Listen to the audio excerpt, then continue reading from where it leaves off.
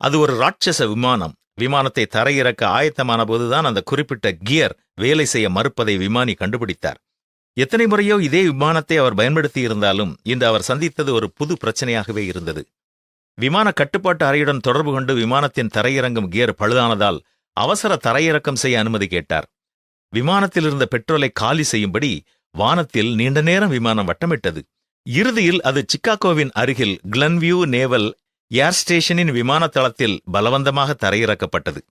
ஓட்டுநர் குழுவின் திறமையாலே பெரும் ஆபத்து தவிர்க்கப்பட்டது. பின்னர் எல்லா பொறியாளர்களும் விமானத்தை பகுதி பகுதியாக ஆராய்ந்தார்கள். கடைசியில் ஒரு சிறு திருகாணி மறையே இது எல்லாவற்றிற்கும் காரணம் என்று வல்லுநர்கள் கண்டுபிடித்தனர். பல சமயங்களில் சிறிய காரியங்களே எண்ணிலடங்கா மக்களின் நல்வாழ்க்கையையும் அதன் குறைபாட்டையும் தீர்மானிக்கிறது. தனிமனிதனின் வாழ்விலும் குடும்பங்களிலும் சிறு காரியங்களையும் பொறுப்படுத்திக் கொள்ளும் ஞானம் நமக்கு தேவை. சில நேரங்களில் இது சிறிய காரியம்தானே, பின்னர் கவனித்துக் கொள்ளலாம் என்று எண்ணி அலட்சியம் செய்யும் பொழுது பெரிய சிக்கல்களில் மாட்டிக்கொள்வோம். எனவே நம்முடைய வாழ்க்கையும் அவ்வப்போது நாம் ஆராய்ந்து பார்த்து சரி செய்ய வேண்டிய காரியங்களை சரி செய்து பெரிய ஆபத்துகளை தவிர்த்துக் கொள்வோமா?